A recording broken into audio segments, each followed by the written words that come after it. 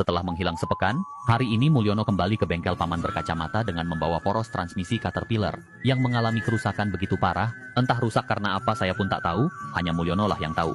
Untuk memperbaikinya, paman berencana membuang bagian yang pecah dan menggantinya dengan potongan pipa baja. Tentu saja, perbaikan seperti ini memerlukan keahlian dan keterampilan tingkat 8.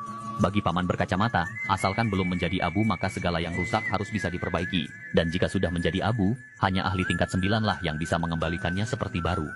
Setelah poros transmisi Caterpillar terjepit secara sempurna dicap, maka dapat melakukan pemotongan bagian yang pecah menggunakan mata pahat. Ini dilakukan karena mesin gerinda paman dipinjam tetangga, sekarang bagian pecah telah terpotong.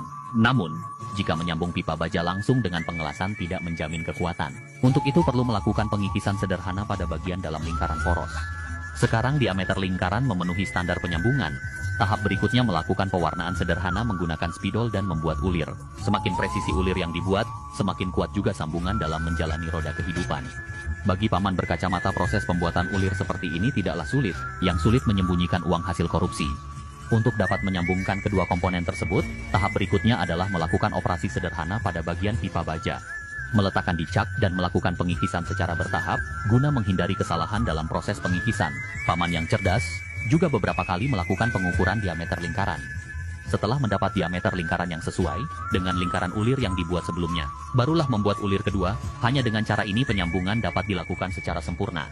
Sekarang kita dapat menghubungkan dengan poros transmisi Caterpillar, meski kedua ulir tersebut dibuat secara manual. Namun, keterampilan paman dan ketelitiannya tidak kalah dengan mesin CNC.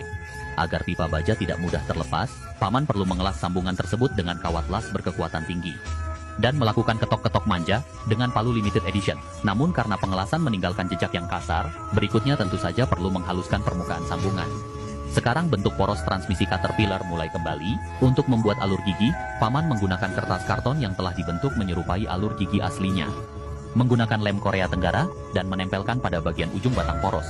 Hanya dengan cara ini, proses pengikisan dengan mata fries dapat dilakukan. Dalam proses ini, pesawat yang lewat di atas bengkel paman pun akan berhenti sejenak, hanya ingin melihat kreativitas paman berkacamata.